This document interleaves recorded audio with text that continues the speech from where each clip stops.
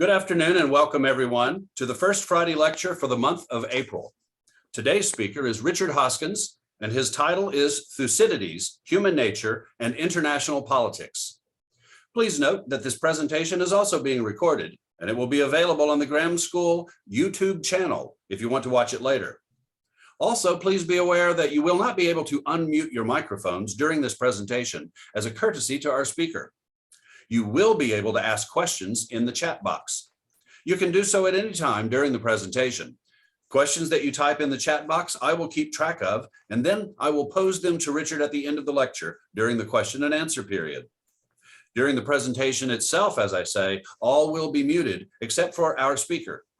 Richard and I will be able to see your video, but won't be able to hear you. So if you choose to leave your video on or turn it off, it is entirely at your discretion. Richard's video will be spotlighted for the most part during the presentation. Consequently, the best way to view the lecture is to select speaker view instead of gallery view. Today's lecture is being sponsored by the Basic Program of Liberal Education for Adults at the University of Chicago's Graham School. My name is Kendall Sharp, and I am the Cyril O'Hoole Chair of the Basic Program. Before I properly introduce our speaker, I'd like to say a few words about the Basic Program, the Graham School, and our upcoming courses and events. The Basic Program is a four-year certificate program at the University of Chicago's Graham School of Continuing Studies. Graham offers an array of programs besides the Basic Program. Since 1946, we have offered our students a rigorous liberal arts curriculum based on the principle that there is no substitute for direct engagement with big ideas in their original texts. Through focused discussion, our classes provide direct encounters with some of the great works of classical and Western culture in a dedicated community of adult learners led by experienced University of Chicago educated instructors. Due to the current crisis, all of our classes take place remotely. That's not true. This is the first month it's not true. We do have a couple of classes running downtown, but every other class is taking place remotely and full stop. Next month, the first Friday lecture will happen on May 6th, and the speaker will be Basic Program instructor Noah Chaffetz. Noah's title will be Accounting for Taste, David Hume on Authority in Aesthetic Judgment. You can find more information and register for future First Friday lectures and all other events on our website. Some other events. Coming up in April, we have two online sample discussions on April 12 and 28. The purpose of the sample discussions is to recruit new students for year one of autumn quarter. Tell your friends and family. Speaking of new student recruitment, are you a veteran of year one of the Basic Program? If you have ever taken year one of the Basic Program, I have a favor to ask you. I would really like to know how you first found out about the program. Was it advertising? Was it word of mouth from family or friend? How did you first find out about the Basic Program? Please answer the pop-up poll that Zoe is launching as I speak these words. Back to upcoming events. In the series Interdisciplinary Inquiry next Wednesday, April 2nd, Professor and Pearson Institute Director James Robinson will speak on Africa's latent assets. As I mentioned before, this presentation is being recorded. The recording will be available to current and former students on the Graham School YouTube channel early next week. Now I'd like to introduce our speaker. Richard Hoskins holds a PhD from the University of Chicago and a JD from Northwestern University, where he teaches in the law school and has been awarded the law school's highest teaching award. He is also a practicing lawyer with a Chicago law firm and former assistant U.S. attorney in the Department of Justice, Southern District of New York. He has published articles in academic journals and taught at the University of Virginia Law School. His doctoral dissertation explored the relationship between the political thought of Reinhold Niebuhr and the schools of international.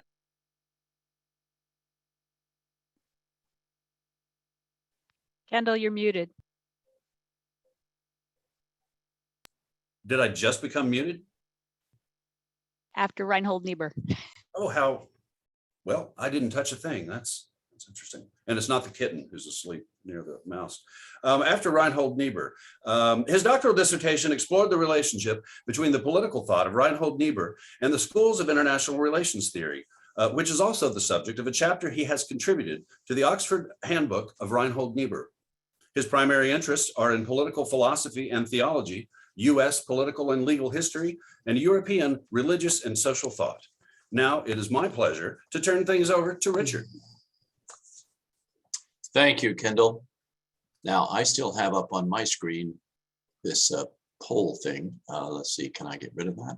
You can move it.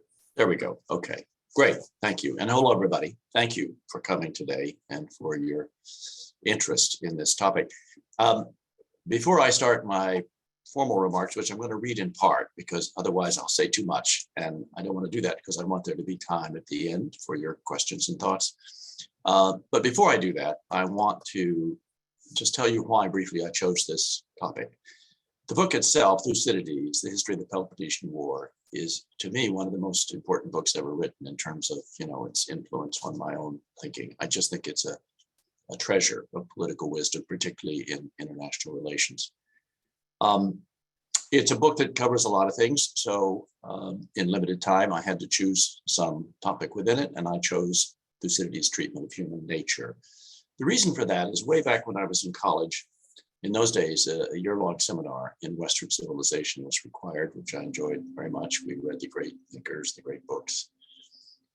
My seminar, I had the good fortune to be led by a really gifted teacher. Her name was Emily Taylor. She was the Dean of Women, and she was very insightful. And one thing she said as we were reading these thinkers, I never forgot. She said, whenever you're reading a philosopher or a political thinker, you want to always ask yourself, what is he saying or assuming about human nature? Because that will be a key to his thought in so many areas. And I found that to be true. So I've always been fascinated by that. And I've always tried to ask myself when reading one of these thinkers that we all think about and read, what assumptions is he making about human nature? In Thucydides' case, he's quite explicit in treating human nature as a significant factor. So that's how I came to want to focus on that. So Thucydides is, as you probably know, with Herodotus, who came first, a founder of the study of history, but he's also, and more to my purpose today, the father of international relations theory, or the study of the behavior of nation states or city-states. His History of the Peloponnesian War has been called the only universally acknowledged classic in the study of international relations, and so it is. War has been a constant presence in Western and world history, yet few thinkers have thought deeply about its causes. Thucydides was the first and still arguably the wisest and most perceptive. He wrote in the 5th century BCE, which from a Greek point of view saw more than the usual share of warfare, with the great Persian Wars occupying much of the first 2 decades of the century. Various conflicts in mid-century, including between Athens and Sparta, and the Peloponnesian War, which was actually the Second Peloponnesian War, occupying the last third of the century. It's significant, I think, that Thucydides' work was not merely theoretical, not a work of abstract political science. Rather, it grew out of the careful historian's craft of narrating a 27-year war in great detail, and then suggesting certain conclusions from that conflict, suggesting that those conclusions have a wider application to understanding the causes of war, and therefore, implicitly, how it might be avoided. A central element in Thucydides' thought was his assessment of human nature, particularly in relation to political power. In other words, human nature as it was expressed, as it is expressed in the lives and leadership of men, and they have mostly been men, who love power, who seek it, and who wield it. It doesn't necessarily make them evil, but it does greatly, that is, power does greatly increase their capacity to do evil. And this is the element to which I want to pay particular attention in looking at Thucydides.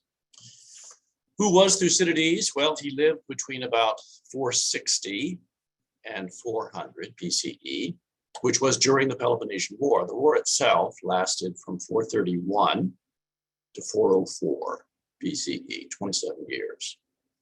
It was between the two superpowers in Greece, Athens and Sparta, who earlier in the same century had combined to defeat Persia, ruled by the King of Kings. It was the greatest army in the world. It was a stunning victory they achieved over Persia. But now they faced each other with growing suspicion. Sparta, they were very different societies, as you probably know. Sparta was a tightly disciplined military oligarchy, the strongest land force on the continent, a hoplite infantry that was unbeatable. But it was feeling increasingly anxious and threatened by the rise of Athens. Athens was the upstart power, a rambunctious democracy and a fast-growing naval power in particular. Athens was led during this period by the great orator and popular leader Pericles, under whom Athens had its so-called golden age or age of Pericles.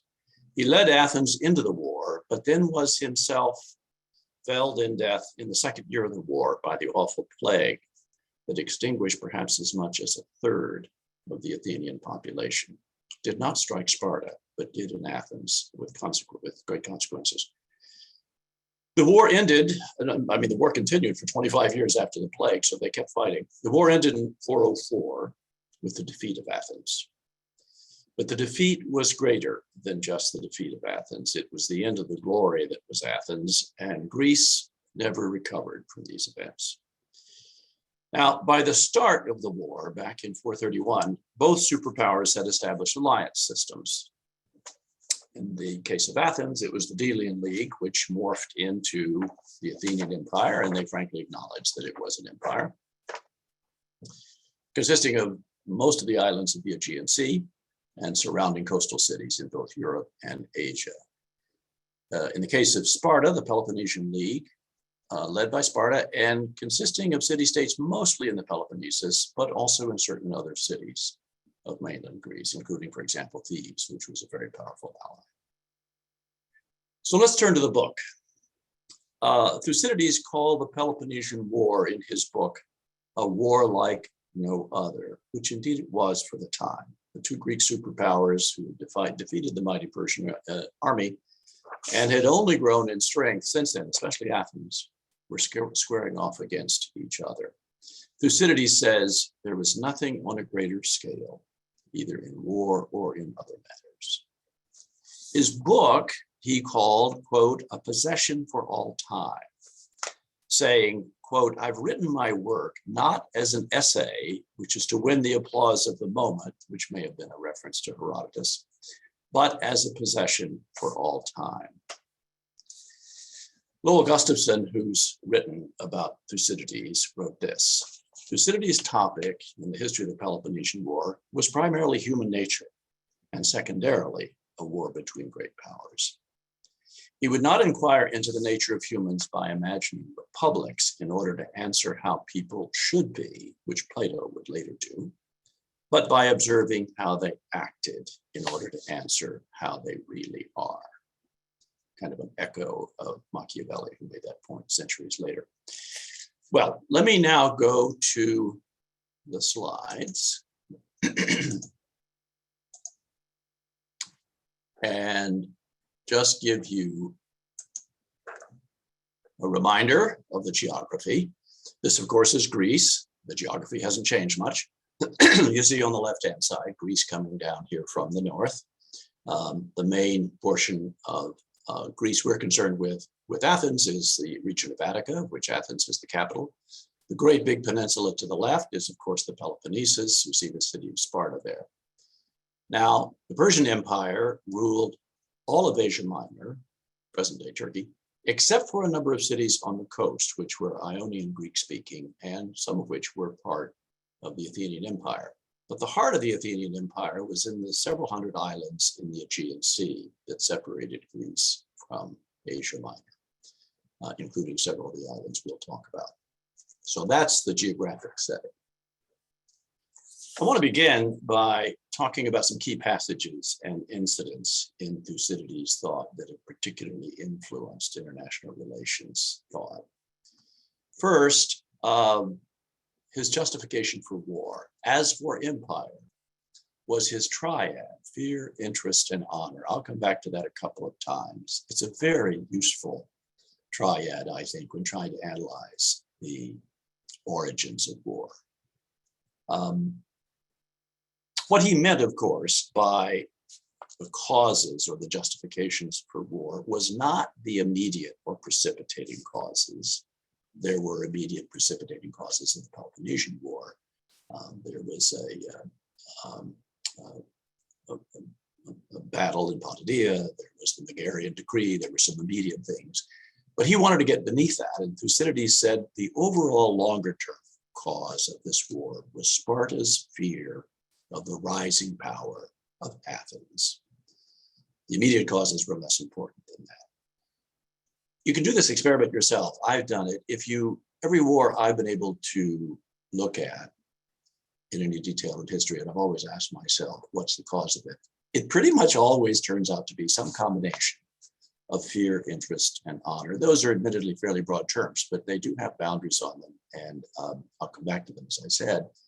And I think they are a useful framework for discussing the beginning of war. Ultimately, and this is the second insight that IR thought has certainly taken from Thucydides, is that the ultimate cause, the ultimate issue rather, in all political thought, but certainly in all political action in the international sphere, is power.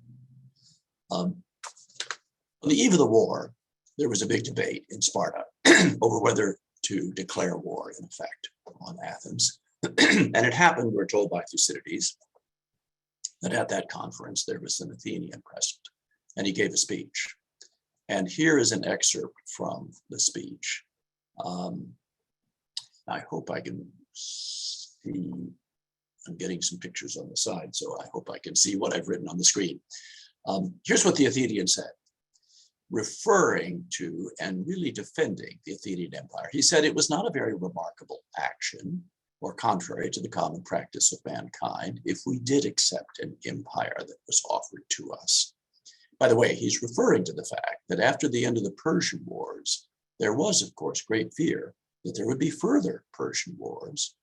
And many of the smaller nations, including the island nations, looked to Athens because Sparta rather retired at that time from the scene. And so they looked to Athens for their protection. And that's how the Melian League started, and that's how it became the Athenian Empire. So the Athenian says at the conference, yes, we accepted it. We refused to give it up over time under the pressure of three of the strongest motives: fear, honor, and interest. And it was not we who set the example, for it has always been the law that the weaker should be subject to the stronger. Besides, we believed ourselves to be worthy of our position. And so you thought us till now, when calculations of interest have made you take up the cry of justice, a consideration which no one ever yet brought forward to hinder his ambition would he had a chance of gaining anything by might. And praise is due to all who, if not so superior to human nature as to refuse dominion, yet respect justice more than their position compels them to do.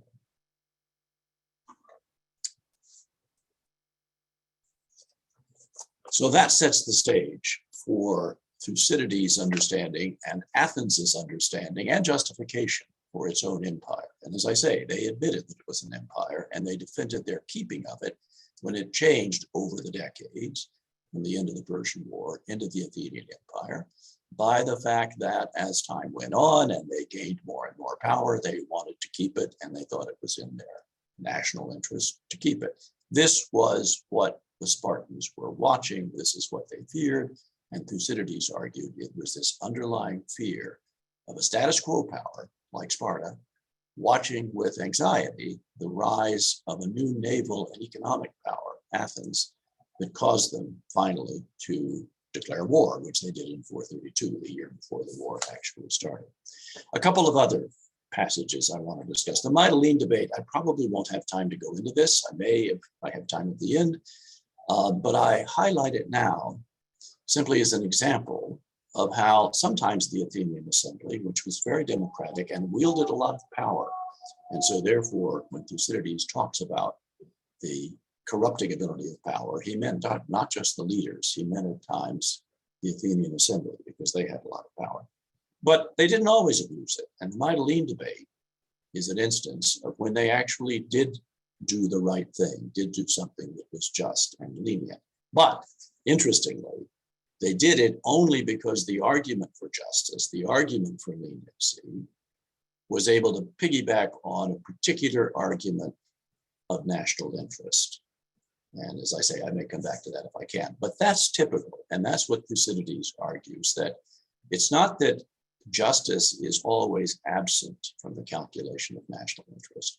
It's that it's pretty rare. And when it does play a part, it's generally not on its own, but because it fortifies or can sort of tip the balance between two competing arguments about what the national interest requires.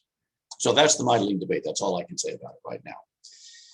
The Civil War in Corcyra, very early on,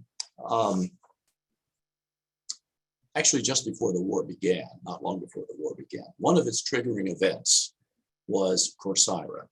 It was a civil conflict. Corcyra is the modern island of Corfu.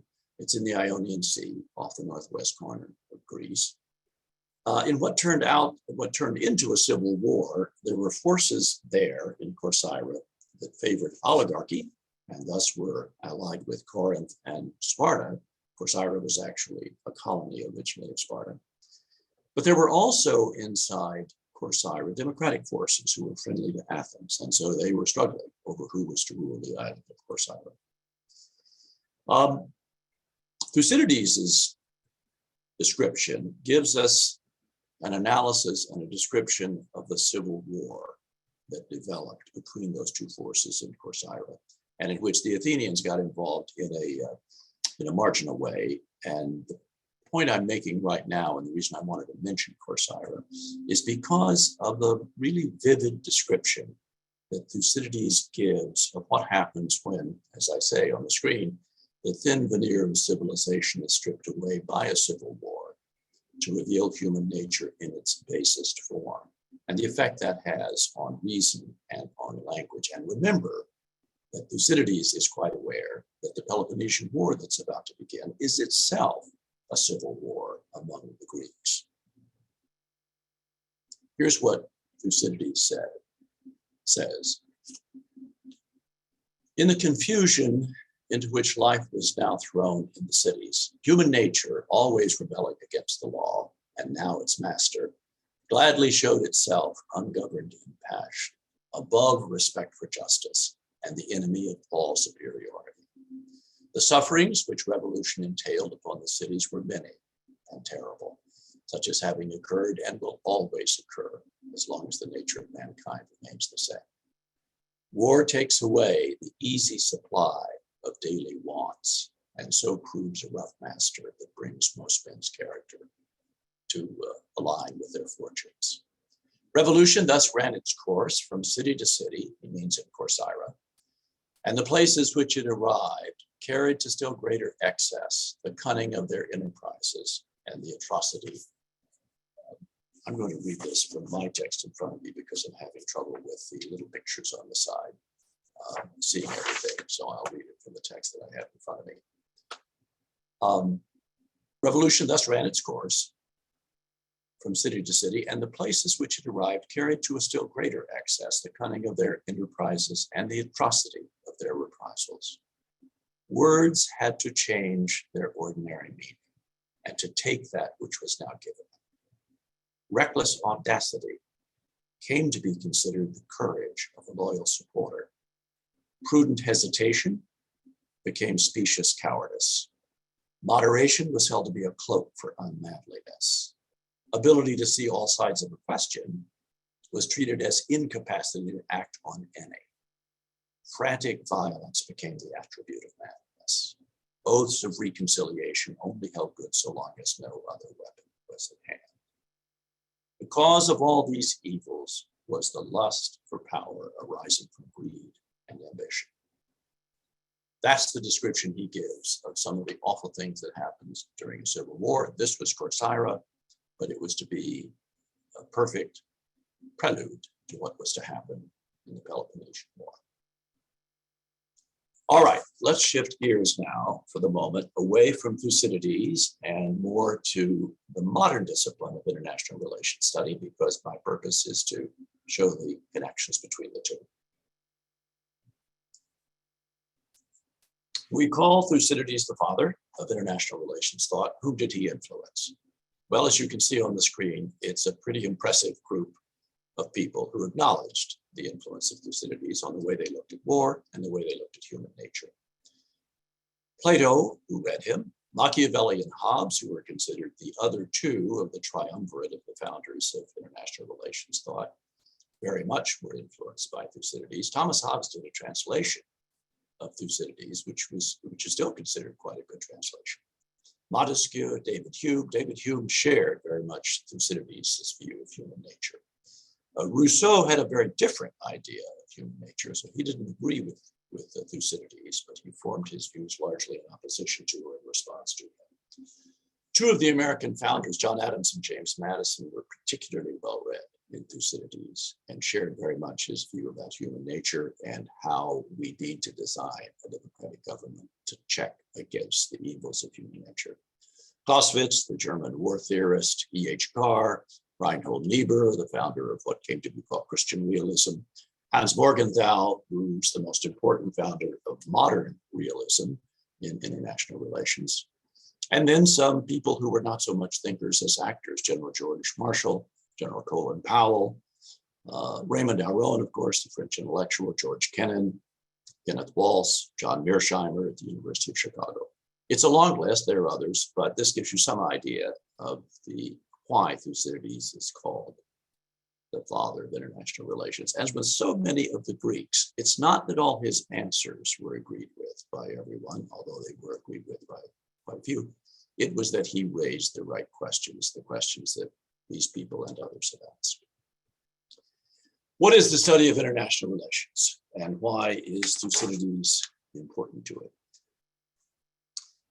Basically, it's the study of how and why major powers behave as they do, why and how they choose to either cooperate or conflict, how they make the choice between war and peace.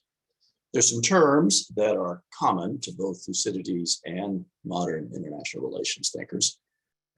Nation states and city states, which for this purpose are held to be equivalent because their conduct is similar, are by both Thucydides and by modern IR thinkers the basic unit of analysis. There's a focus on the great powers rather than the smaller powers. Great powers are typically defined as those who have the ability on their own, without assistance, to defend themselves. And there are only a few at any particular one time in a particular geographic sphere, and certainly that was true of Athens and Sparta. But of course, there are alliances, as I mentioned, as there were with Athens and Sparta, and Thucydides treated that. He treated what's in modern terms called the balance of power. And he certainly dealt with the issue of the intervention of foreign powers and the transgression of boundaries that occurred there and occurs in modern times. Now, in IR thought, there are two key variables, both of which were first recognized and discussed by Thucydides. First is the structure of international relations, or in the case of Greece, the interstate relations between Athens and Sparta, which is characterized as anarchy. Anarchy doesn't mean chaos. It doesn't mean that everybody is always at war. It simply means that there's no overarching governing authority to which people or powers can appeal, and therefore they're on their own. So that anarchical structure and the distribution of power between the major powers is, it's argued, what mostly determines the options for war and peace. The other key variable is human nature, the nature of those who are in power or seeking power or wielding power. And I've said something about that already, and I'll come back to it. I mentioned before the causes of conflict and war, fear, such as of a rising rival, Interest, which basically means the self-interest of a state, such as for territorial or demographic or economic or military gain. And honor. Now we should understand, honor is not a term we use as much anymore. We should understand that to encompass the concepts of prestige, of standing, of credibility. Those terms we do still use in talking about the interests of the state. The other thing to remember about honor or prestige or standing is that it's not so much that it's a positive incentive to go to war, the way fear and interest often are. It's really the avoidance of dishonor that plays a role, either in engaging in conflict or often in staying mired in a conflict longer than you ought to be there. And I'll say more about that in a moment. So the honor factor is, honor of course is important, but it's mostly the fear of the loss of prestige or the loss of honor that becomes such a factor. Let me give a couple of examples. In the case of fear, such as a rising rival, that was exactly the case in Sparta and Athens. Thucydides tells us that's why he says that fear was the main cause of the war. References or comparisons are often made in this factor to the situation between the United States and China now. The United States is a status quo power, China is rapidly rising, and much ink has been spilled over whether or not that means that it's likely that eventually, as John Mearsheimer, for example, contends, some kind of conflict between the US and China is inevitable because you have that situation of a rising rival challenging the status quo party. This is also something that's analyzed by Graham Allison in his book that you may have read called The Thucydides Trap. He deals with the same thing. Fear is also a factor actually in the current conflict between Russia and Ukraine. It doesn't justify the actions of Putin, a war criminal, but it does play a role because it's quite clear that for Putin, Ukraine, which is right on his border, is geographically what to him, say, Mexico is to the United States. The possibility that Ukraine might join NATO and might be a place where missiles are placed right next to his border is unacceptable to him, as it would be to us if, for example, Mexico were to say that they wanted to join the old Warsaw Pact and that they might host Soviet missiles on their soil. Remember that the United States did not tolerate missiles in Cuba in 1962 and sincerely threatened World War III if those missiles weren't removed. So fear of missiles or of an unfriendly country right on your border is often a basis for conflict, as it would be in Mexico, as it was in Cuba, and as it currently is in Russia and Ukraine. Interest, of course, self-interest, the territorial gain. I mean, the obvious examples are Hitler's expansion in the 1930s, where he wanted the resources, the people, the economic strength, the military strength of other European countries. And frankly, the Mexican War of 1848, which the United States basically began in order to get more territory, and we succeeded. We got a lot of territory out of that. But that wasn't the result of fear. It wasn't the result of honor or fear of dishonor. It was a territorial gain for the sake of taking over the rest of the continent. It was not a beautiful moment in our history, but that's the history of the Mexican War. That's part of why Abraham Lincoln objected to it and thereby lost re-election for his second term in Congress. Avoidance of dishonor, I've mentioned, not only is it may be a factor in going to war, but it's often a factor for staying in war too long. It was cited, for example, by people looking at the United States in the war in Vietnam. And indeed, right now, in the Russia-Ukraine conflict, we all fear, as you know quite well, that as Putin is frustrated in his army's performance and not able to perform as well as he thought it would, that to avoid dishonor, to avoid the loss of faith, to avoid the loss of standing, we fear he may use nuclear or chemical weapons, and that would be an awful development. But if so, or the reason we fear that it might be so is largely this last factor. In the study of international relations, there are schools, and 3 or 4 major schools, and I'm not going to go through them all. But what you need to understand, what's helpful to understand, particularly against the background of Thucydides, is that all the schools are basically placed on a spectrum between realism at one side and idealism on the other. And the way they differ is essentially the way they assess human nature. In other words, how optimistic or pessimistic they are about human nature in situations of power. So again, this factor of human nature turns out to be a defining feature that distinguishes, among other things, but I suggest it's the most important distinction among the schools. The schools are called realism, liberal internationalism, constructivism. There's also an English school. And as I say, they have some differences. The basic school, though, it must be said, is realism. Every one of those other schools starts with realism, and realism itself, therefore, is basic to the understanding of all of the modern study of international relations. I should say, just as a short digression, the study of international relations as a sort of formal academic study really only developed in the 20th century, and particularly in the second half of the 20th century. It had a predecessor, basically diplomatic history is what it was called, and that was kind of a related discipline. But international relations as a discipline of political science that seeks to sort of ask systematically what are the causes of war and how do nations decide whether to conflict or not is more recent. The key features of international relations realism, which I'm going to focus on because it's foundational to the other schools and because it derives directly from Thucydides, the centrality of national power and the importance of seeking and maintaining it.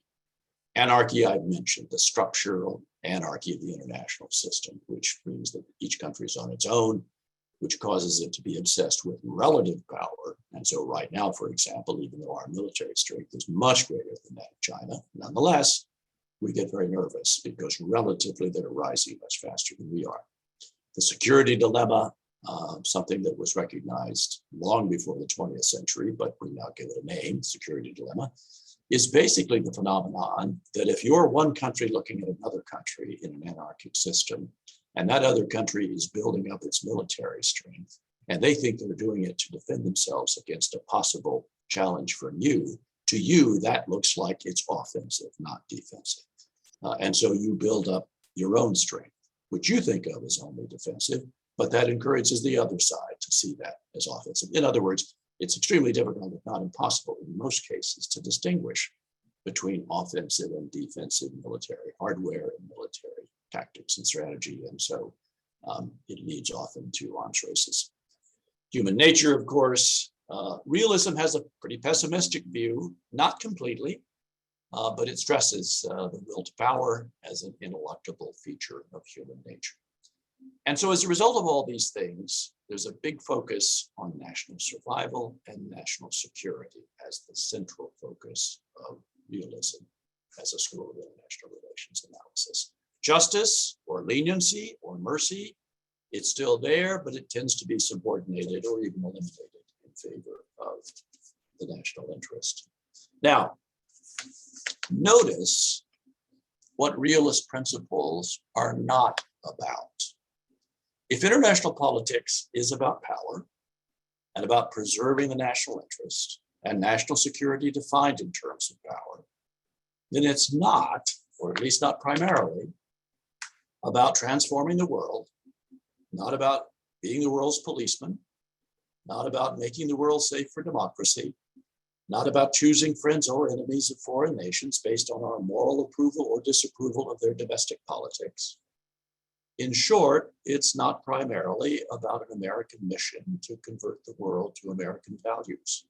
Indeed, a realist would say it's about realizing and accepting that not everyone in the world wants to be like America or shares our values.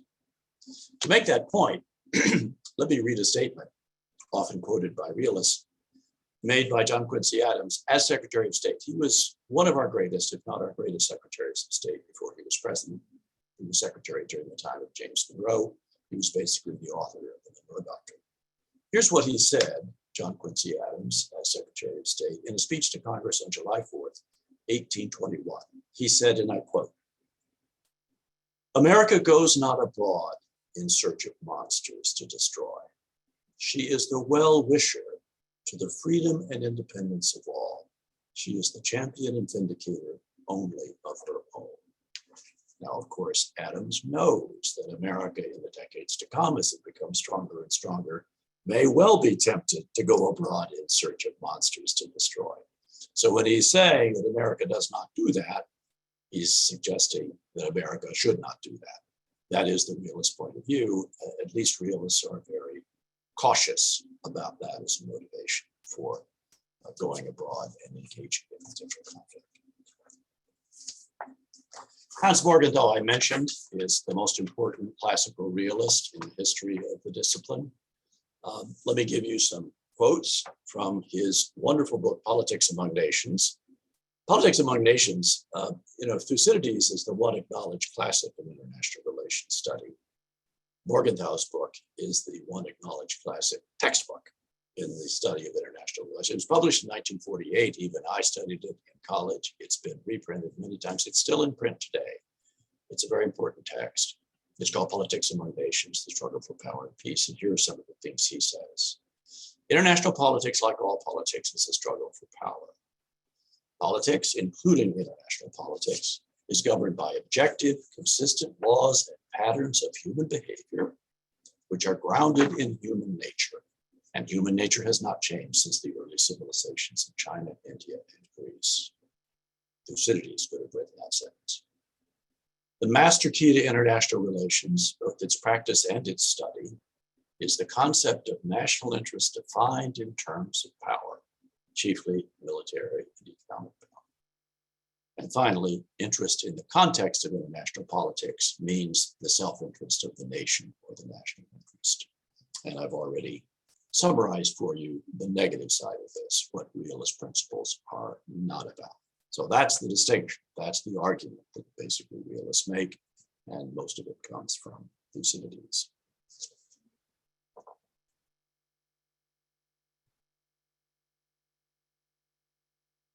Let me now summarize something about human nature. I've already spoken of it, but let me be a little more systematic with respect to two foundational propositions I want to suggest are common to Thucydides and to political realism in the modern context of international relations study. Proposition number one, there is a consistency and a predictability in human patterns of action, particularly with political leaders making decisions for states in times of war and peace. And this we call human nature. Human nature is not, in this context, some mysterious metaphysical thing that we're trying to define. It's simply inferences we draw from the consistency and predictability of human patterns of action. We infer from that because it's so consistent, not universal, not that there aren't exceptions, but it's sufficiently universal that we feel comfortable in calling it human nature. Thucydides, as I say on the screen, Thucydides expressed the hope that, quote, "These words of mine will be judged useful by those who want to understand clearly the events which happened in the past and which, human nature being what it is, will at some time or other, and in much the same ways, be repeated in the future." Proposition number two, with similar consistency, the will to power is a constant. Will to power, of course, is a phrase we associate with Nietzsche, and he said it in German, and it sounds even better in German, Machtgelust and Wille zur Macht. I mean, that really sounds like will to power. And the wielding of power changes humans, particularly political leaders of powerful states, and sometimes the people in those states, especially if they are democracies, because people in democracies do wield power. On the second point, Thucydides said, "Of the gods we know, and of men we believe, that it is a necessary law of their nature that they rule wherever they can." And this is one of the basic propositions of international relations study that is taken, at least, from Thucydides. Hans Morgenthau puts it in modern terms. He says the drives to live, to propagate, and to dominate are common to all men. Both he and Reinhold Niebuhr use the Latin phrases libido dominandi or animus dominandi to get at the same point. Ironically, maybe, or paradoxically, it doesn't mean that there's no role at all for justice and morality in international relations study. Indeed, to be sure, there are different standards of morality that need to apply, but it doesn't mean that we can't judge the actions of leaders, and it doesn't mean that Thucydides didn't judge the actions of leaders on moral terms. He clearly did, as I'm going to demonstrate in a moment. Now, to be sure, political morality in international affairs has to be measured by different standards from personal morality, and that's because national leaders are trustees, basically, for the national interest of their people. And therefore, even a conscientious national leader cannot easily sacrifice the national interest for some other good or some greater good, the way you could do in your personal life. So even if, and there are therefore norms that have been developed by international law, which even realists recognized ought to be followed, that is, morally ought to be followed. Even if doing what is just is not often the determinant of policy, nonetheless, a realist would admit, this is consistent with Thucydides, it deserves at least a voice, a vote, and a seat at the decision-making table. And even in ancient Greece, it had that, and that's the reference I made earlier, for example, to the mighty league debate.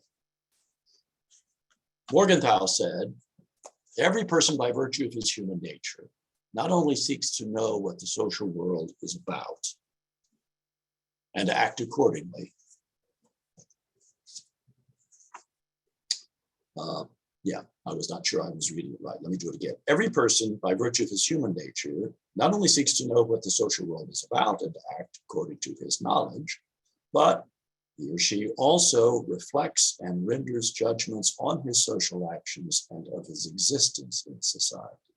In brief, he said, Morgenthau said, man is a political animal by nature. He's a scientist by chance or choice. He is a moralist because he is a man. At another place, he says, political realism does not require, nor does it condone, indifference to political ideals and moral principles, but it requires a sharp distinction between the desirable and the possible, between what is possible at all times and everywhere, and what is possible under the concrete circumstances of time and place. David Green, a wonderful political theorist from the University of Chicago, who wrote a terrific little book called Greek Political Theory, half of which is devoted to Thucydides. It's a wonderful book. Said, in one of his conclusions, the only question is whether Thucydides believed that the moral catastrophe of the war revealed a decisive truth in human nature, or whether this moral catastrophe was a perverse aberration seen against the normalcy of past times. But either way, it was a moral catastrophe.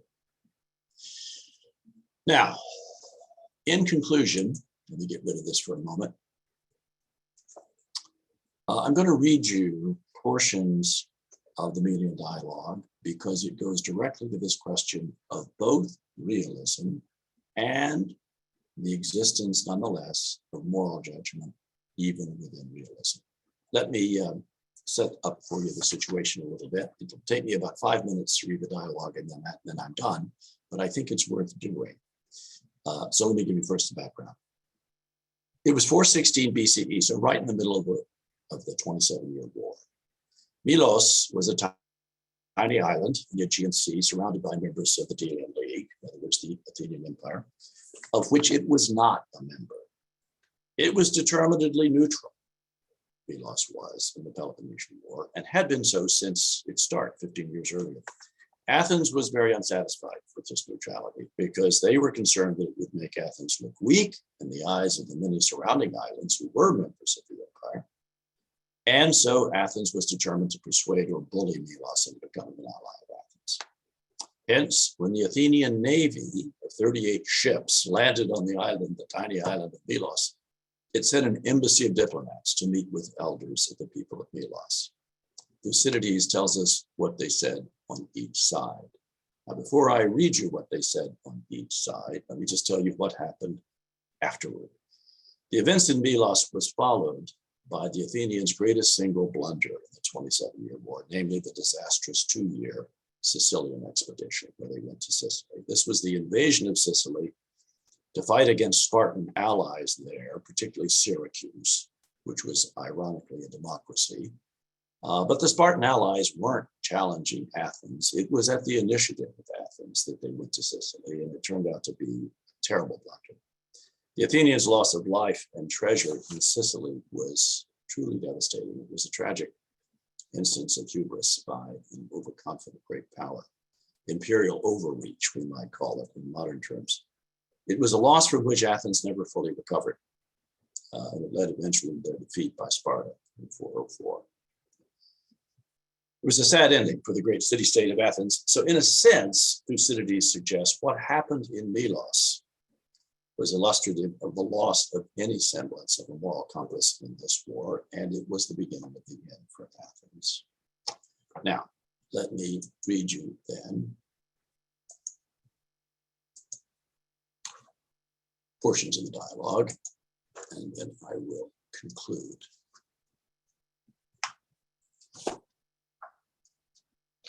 So, it's a dialogue between the Athenian ambassadors and the Melian elders. First, the Athenians. They say this: "For ourselves, we shall not trouble you with specious pretenses, either of how we have a right to our empire because we overthrew the Mede, the Persians, or are now attacking you because of wrong that you've done us. And we won't make a long speech which would not be believed. And in return, we hope that you, instead of saying that you have done us no wrong, will aim at what is feasible, holding in view the real sentiments of us both. Since you know, as well as we do, that right, as the world goes, is only in question between equals in power, while the strong do what they will, and the weak suffer what they must." The Melians. "As we think at any rate it is expedient, we speak as we are obliged, since you enjoin us to let right alone and talk only of interest, that you should not destroy what is our common protection, the privilege of being allowed in danger to invoke what is fair and right. And you are as much interested in this as any, as your fall would be a signal for the heaviest vengeance and an example for the world to meditate upon." The Athenians. "The end of our empire, if end it should, does not frighten us. This, however, is a risk that we are content to take. We will now proceed to show you that we are come here in the interest of our empire, and that we shall say what we are now going to say for the preservation of your country, as we would fain exercise that empire over you without trouble, and see you preserved for the good of us both." The Melians say, "And how, pray, could it turn out as good for us to serve as for you to rule?" The Athenians. "Because you would have the advantage of submitting before suffering the worst, and we should gain by not destroying you." The Melians. "So that you would not consent to our being neutral, friends instead of enemies, but allies of neither side." Athenians. "No, no, for your hostility cannot so much hurt us as your friendship will be an argument to our subjects of our weakness and your enmity of our power." Melians. "Is that your subjects' idea of equity? To put those who have nothing to do with you in the same category with peoples that are most of them your own colonists and some conquered rebels? How can you avoid making enemies of all existing neutrals, who shall look at our case and conclude from it that one day or another you will attack them? And what is this but to make greater the enemies that you already have? If you risk so much to retain your empire, it would be cowardice in us not to try everything that can be tried before submitting to your yoke." Athenians. "Not if you are well advised, the contest not being an equal one, but a question of self-preservation and of not resisting those who are far stronger than you." Melians. "You may be sure that we are as well aware as you of the difficulty of contending against your power and fortune, unless the terms be equal. But we trust that the gods may grant us fortune as good as yours, since we are just men fighting against unjust. Athenians. When you speak of the favor of the gods, we may as fairly hope for that as yourselves. Of the gods we believe, and of men we know, that by a necessary law of their nature, they rule wherever they can. And it is not as if we were the first to make this law or to act upon it when made. We found it existing before us and shall leave it to exist forever after us. All we do is to make use of it, knowing that you and everybody else having the same power as we have would do the same as we do. But we are struck by the fact that after saying you would consult for the safety of your country in all this discussion, you mention nothing which men might trust in and think to be saved by. Your strongest arguments depend upon hope and the future, and your actual resources are too scanty as compared with those arrayed against you for you to come out victorious. You will therefore show great blindness of judgment, unless after allowing us to retire, you can find some counsel more prudent than this. Thucydides then tells us the Athenians now withdrew from the conference, and the Melians, left to themselves, came to a decision corresponding with what they had maintained in the discussion and answered. Our resolution, Athenians, is the same as it was at first. We will not in a moment deprive of freedom a city that has been inhabited these 700 years.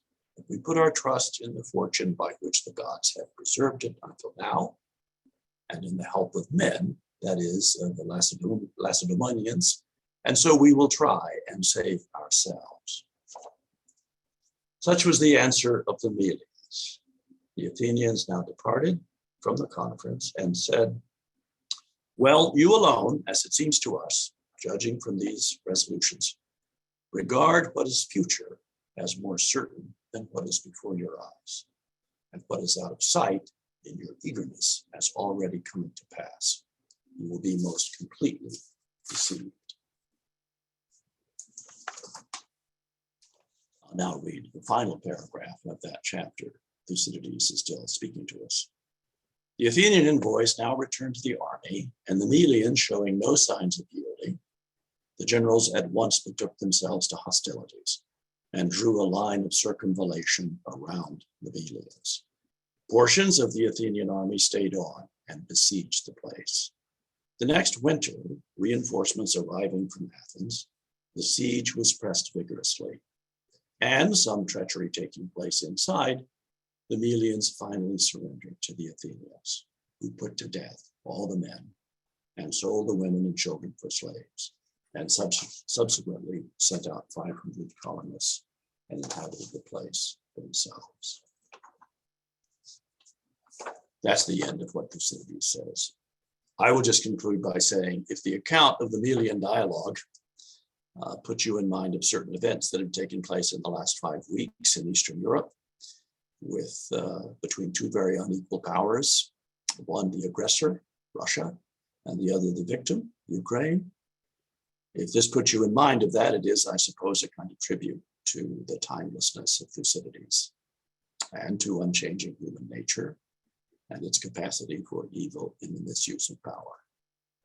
Now, before I close, I want to be clear about what Thucydides teaches and what our students have taken from his work. The evil misuse of power is not inevitable. Thucydides himself cites examples of virtuous leaders, notably Pericles, and even the Athenian assembly at times, as in the Melian debate.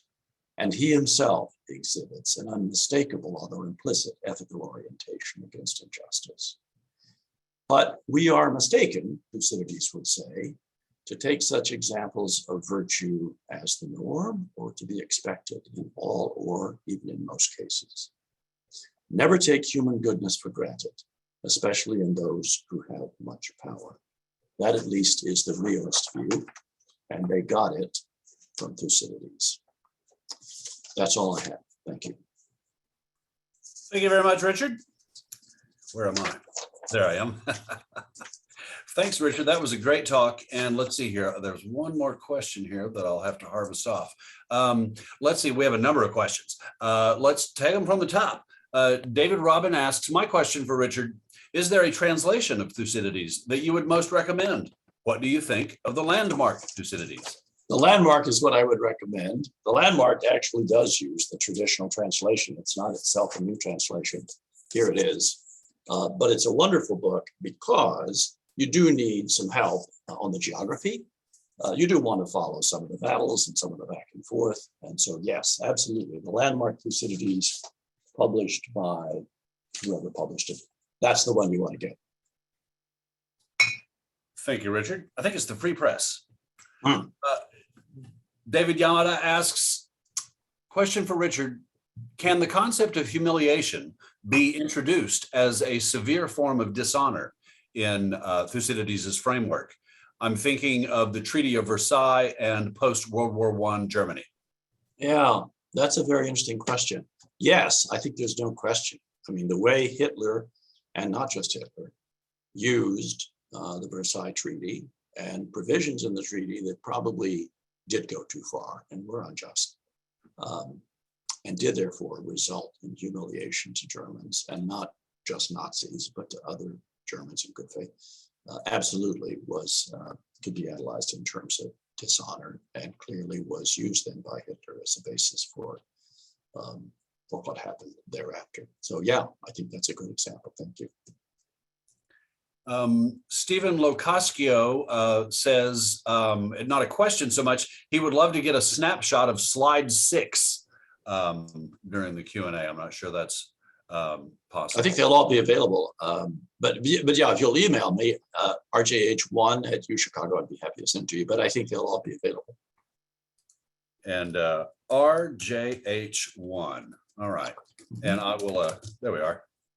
Thanks, Richard. Thanks, Stephen, for your question. Philip Tanzar asks, are empires, quote unquote, and imperialism so different from the nation or city-state, the nation-state or city-state? For example, Persia or Putin's desire to recreate the Russian Empire.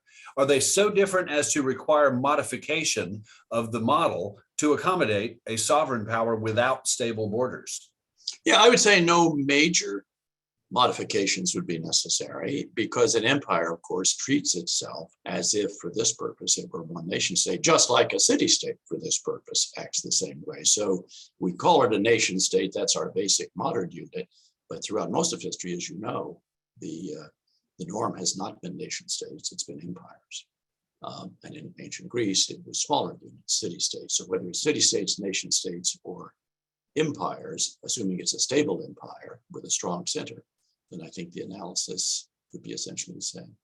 And that's what Thucydides would say, and that's what IR scholars have argued. Thank you, Richard. Lingier Joe Xanadu asks, this assumption about the dark side of human nature seems a rather Western view, driven by individualism within the Western paradigm. In the Oriental view, clan thinking and collectivism are important. What will be their versions of realism? I don't know what would be their versions of realism. It's an interesting connection, though. The question, I guess, that you implicitly raised: to what extent is this pessimistic view of human nature a consequence of Western focus on individualism? I don't think, this is my personal view, I don't know what others think, that it ought to make a big difference for this region. It may be, by the way, that some of the Eastern ability to look more at a collective or a social well-being as a unit of well-being would mitigate some of these factors. I think that's possible. But of course, those collectivities still consist of individuals, and individuals are still going to have human natures that react the way human natures typically do. So there's no question Thucydides is looking at it, and we are too, through a lens of Western history. And so, you know, I want to be modest about what I say beyond that. But I think there still could be some applicability, and that's the way I would put it. Thanks, Richard. Next question comes from Greg Gosick, who asks, since research by Harvard's Graham Allison on the, quote, Thucydides trap, close quote, has shown effective statecraft can counteract trends that could otherwise make war probable, what has proven to be the most useful means to prevent conflict? Since Thucydides' time, on balance, how have state capabilities to make peace developed relative to conducting war?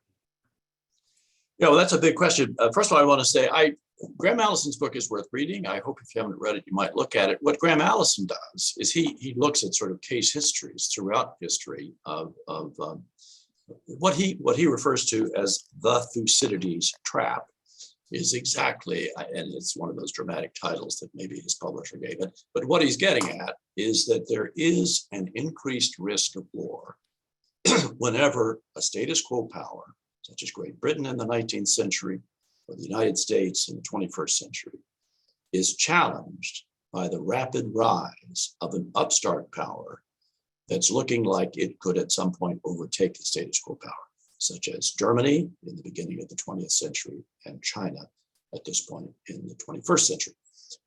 And calling it a trap is not exactly accurate, but it is a situation of heightened danger. And that's his point in the book. How have we learned to mitigate some of that? There are various answers, but I think the basic answer is by understanding it better. So that, for example, by understanding that the rising power of China is not necessarily, does not necessarily mean that we will become powerless. Even the possibility that China will become, as it soon may be, if it isn't already, our economic equal, and could eventually become something like our military equal. And so we're going to have to talk about spheres of influence in the East China Sea and the South China Sea, just as we have a sphere of influence over here. Remember, by the way, that this sort of refers to what I was saying earlier about Russia and Ukraine. The United States' position has always been, ever since John Quincy Adams declared it in the Monroe Doctrine, that our sphere of influence is the Western Hemisphere.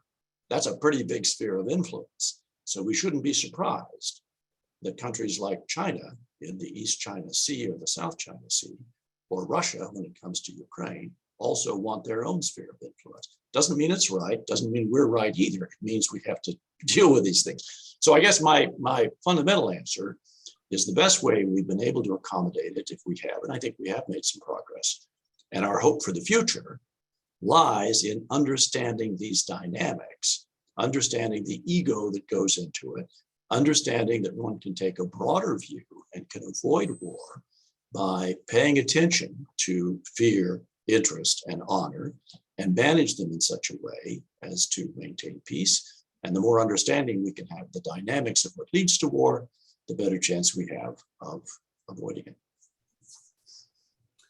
Thanks, Richard. Next question comes from Claire Connor, who asks, given the will to dominate and self-interest / fear, given that the will to dominate and self-interest and fear play into, quote, lesser, close quote, conflicts like the Korean War, Vietnam, Iraq War, Syria, and Chechnya? I'm not sure. Let's see, given the will to dominate. Well, I'm sorry, Claire. If you want to retype your question in chat, I'll recover it. I'm not sure exactly where to put the emphasis in reading of the question. Let's move on to one from Pablo Denez, who asks, or who states, you have not mentioned Henry Kissinger, who was a realist and had major influence on IR, supporting the idea of real politics. Yes, Kissinger was a realist. I considered putting him on the list. He's such a controversial character, I decided not to. But there's no question that as a thinker, he contributed a fair amount to realism. I respect him very much as a thinker, as much as I disagree with some of his actions in power. That's not unusual, that when people are in power, they have to make decisions, some of which we disagree with, some of which may be objectively wrong. But yes, Kissinger absolutely is a major modern realist. That's right. By the way, I want to say something. The last question that didn't become a question, but it did remind me of something. When we talk about the will to dominate, that's really, in a sense, only a subset of a larger phenomenon that Thucydides and others were getting at, namely that there's a tendency for those who have power to want more power. There's a tendency for nations who are powerful to want to expand that power, or at least to be hypersensitive to any loss of that power.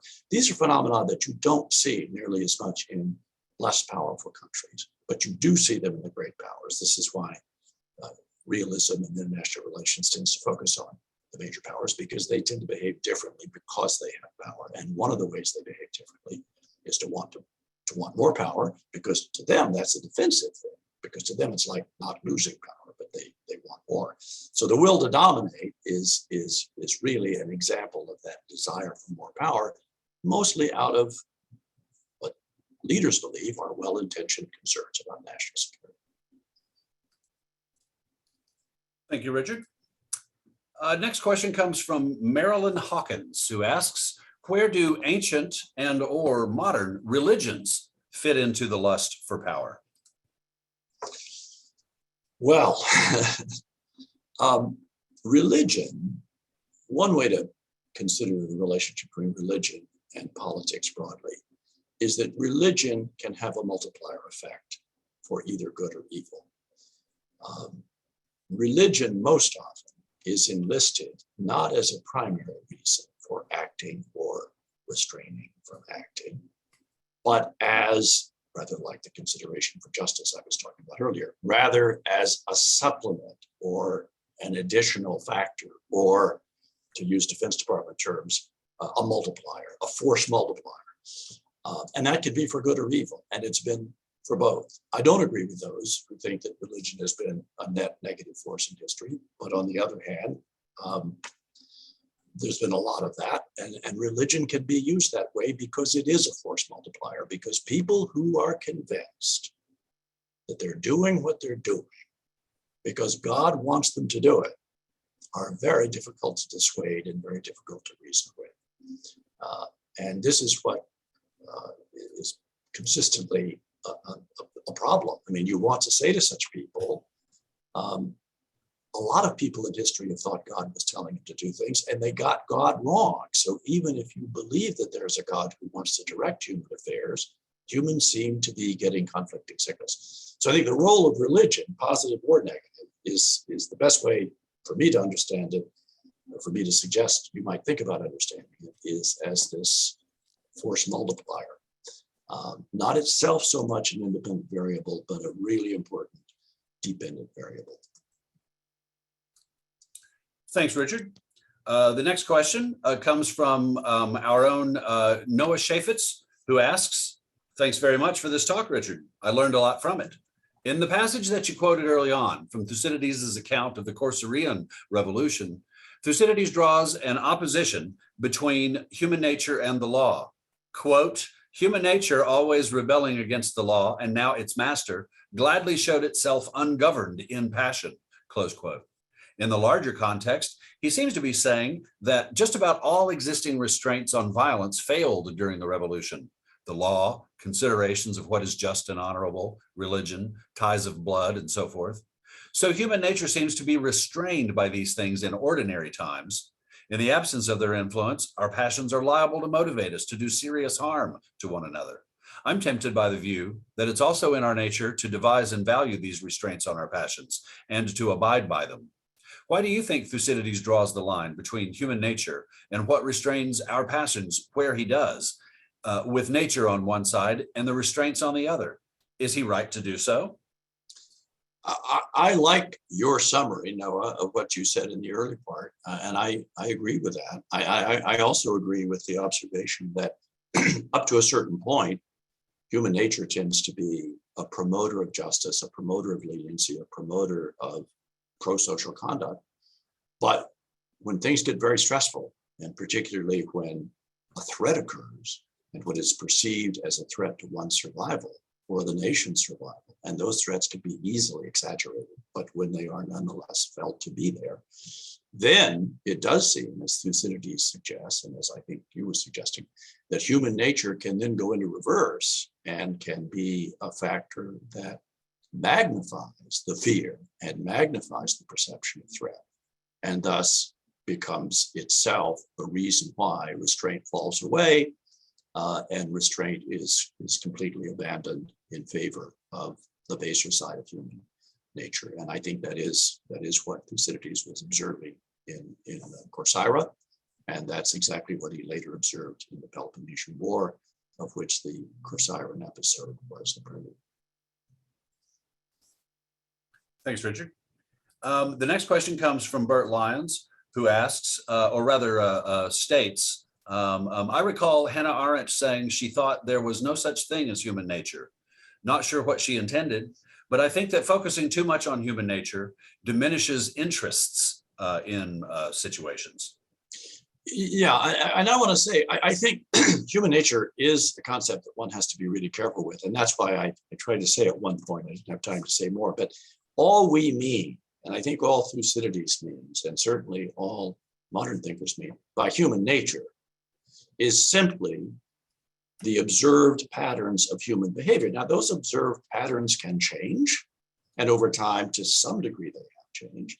So there's nothing inevitable, although underlying human nature doesn't seem to change very much, but I think we need to entertain the idea that it can at least change at the margins, and I think it has. So yeah, human nature, I think, can be misused as an idea, particularly if it becomes this imperial concept. And I don't mean it as an imperial concept. I don't think Thucydides meant it that way. I think it is, and I'll just repeat, it's the inference we draw from observing human behavior in certain situations. And if those observations result in human behavior that has a high degree of consistency in those situations, then we tend to call it human nature. That's all that's meant. Thanks, Richard. And thank you, everybody, for your questions. We have time, I'm afraid, for just one more question, although on my list, there's 1, 2, 3, 4, 5 more. But I will start just by taking them in order. Mary Grandow asks, this is my introduction to international relations. In addition to the landmark Thucydides and Politics Among Nations, are there 1 or 2 other books that you strongly recommend for a beginning understanding of IR and human nature? Well, there are several, and most of them are on the shelf here behind me. Here's what I would suggest. If anybody would like to pursue this, send me an email, rjh1@uchicago.edu, and I'll pick 2 or 3 that I can suggest. There are some very good ones that give a survey both of the major schools of international relations thought and of their relationship to Thucydides and more ancient thought, the way they differ from each other, and certainly how they rely on certain observations or assumptions about human nature. So I'd be happy to do that. Thank you very much, Richard. And now everybody notice I've just asked you to unmute and given you the power to do so that we can clap for Richard. Well, I So was there let's for clap for 5 weeks. I don't know if I All was right, living thank there. you. Yeah. Thank you, thank you, thank you. Thank you. Thank you. Very good. Hey, Well done, Richard. yes, I haven't heard from my son in a while. Thank Alrighty, you everybody. so much. So, Thanks so much. thank you very much, and we'll Thank see you, you next Richard. month. Thank you. Thank you, Richard. Thank Thank you. Richard. Thank you. Thank you. Bye-bye. Thank you, Richard. Thank you. Thank you. Bye-bye. Thank you. Sick?